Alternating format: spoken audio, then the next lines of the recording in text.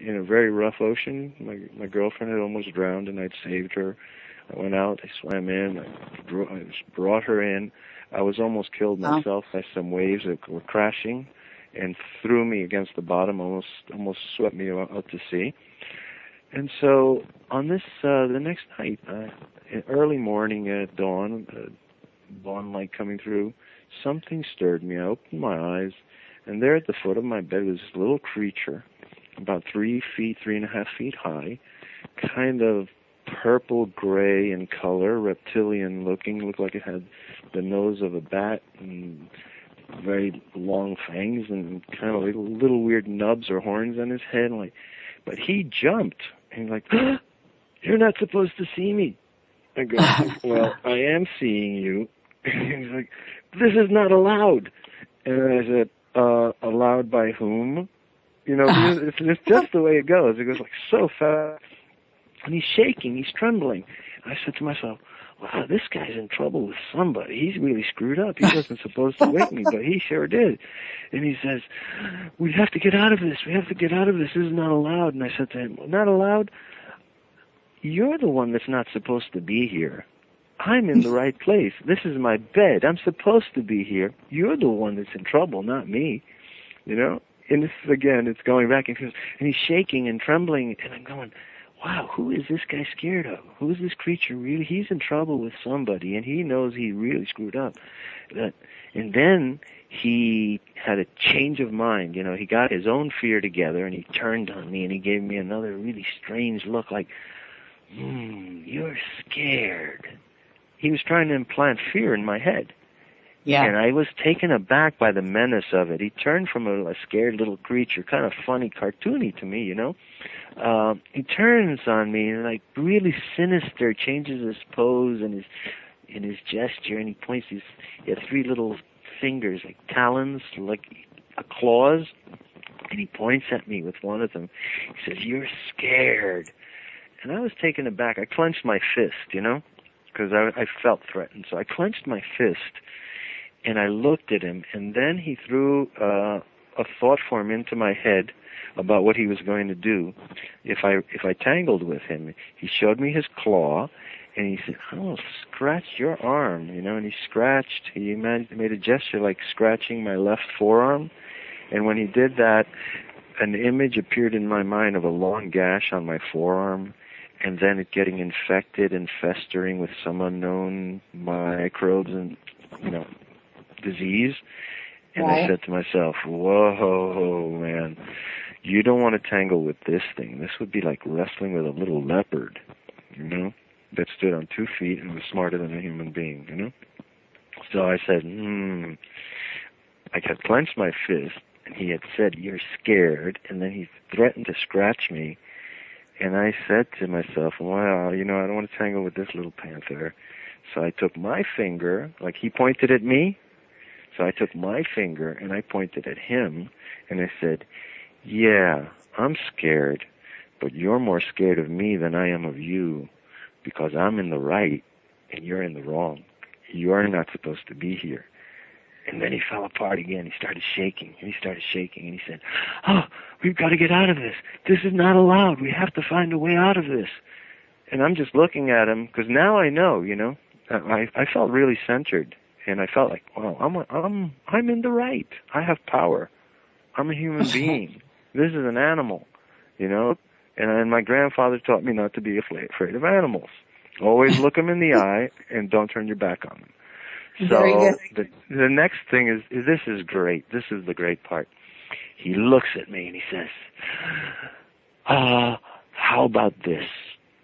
And then, boom, this is when the mind, the intrusion occurred. He said, "How about this?" He stood at the foot of the bed and zip, this magnetic fluid went right into my head, and I felt him going through my head, back of my neck, through my arms, just as described by Jacobs. And I was very gratified to hear his description, because nobody has ever described in words as exactly as Dr. Jacobs has done in The Threat to what I had experienced. And so I said, and I could feel it. You know what I felt like? I felt like your hard drive, when you do search, you go do a search in your hard drive and you go search for this word, in the heart. Yes. It goes. That's what it was going through, and I can only give you this analogy now, 30-something years later, because I have had huge experience with computers. So he comes up with this, and then all of this, just as suddenly, whoop, the magnetic flux was out of my head, and it was him, and he says to me, "How about this? We have to get out of this. How about this? I'm not really here. You are having a dream, and I'm your girlfriend's evil shadow. See?" So he says that. He says, "I'm your girlfriend's evil shadow. See?" And he goes into a shapeshift. And he shifts and changes his form, his hair. He didn't have hair, but he grew hair instantly. His forehead started to change the color of my girlfriend's Caucasian, beautiful, smooth white skin. And he starts changing down, and I said, "Stop! Stop right here." And I'm pointing, and I'm really mad. You know what I said to you about somebody trying to lie to you? When it's just like a verbal lie, but here's this guy. And I said to myself, this creature has just jumped into my optic lobe, and he's trying to superimpose a hallucination on my visual cortex. And I said to him, "Stop! I know what you've done. I know what you've done. You've read everything I know, everything I've ever learned, everything I believe, and you know that I'm a psychologist, that I believe in Jungian psychology, that I know the nature of the collective unconscious and the nature of the shadow.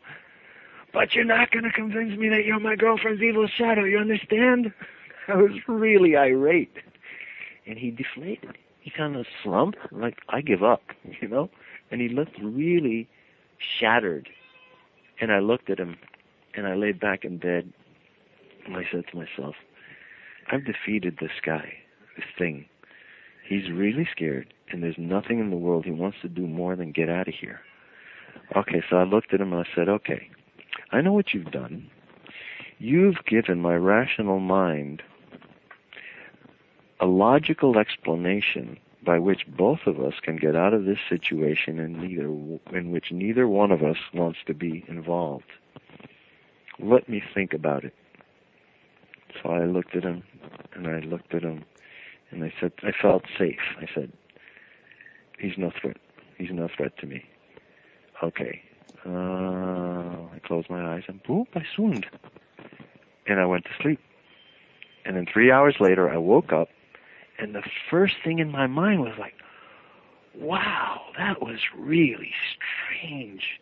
And I'm thinking about it, and my girlfriend stirs on the side of the bed, and she sits up first, and then, like, electricity went through her body, and she went, stunned, and she put her hand on me, and she said, Robert. I said, what? I woke up in the middle of the night last night, and there was a little demon at the foot of the bed. She cries, and I tried to wake you, but you wouldn't wake up. She's crying, and she hit me. She hit me 3 times, really angry at me for not having woken up when she confronted this little demon at the foot of the bed. So I went instantly to say, no, Chris, I woke up, I drove that thing away. But as I went to say, I said, but no, something happened. In my head, I saw a flash of white light like the neuralizer in Men in Black. But it was in the right side of my forehead, went like a flash cube, went poof, like that. The light went on, and this voice said, don't tell her. If you tell her, she won't be able to handle it. She'll lose her mind. And I zipped up. I couldn't believe it. I zipped up. I just shut my mouth, and I didn't tell her. But over the period of the next few months, a very strange thing happened. She started to change. She got very involved with really occult and dark art. She was an artist, and she started painting drawings and depicting herself and me in very beautiful paintings. But she painted herself as a nymph and me as Pan. And then, I mean, that was fine. That was a very beautiful, lovely etching. It was actually an etching. Then one day I walked in and she was sculpting. And I said, what are you doing? And she turned this thing that she was sculpting, and it was kind of like a gargoyle with a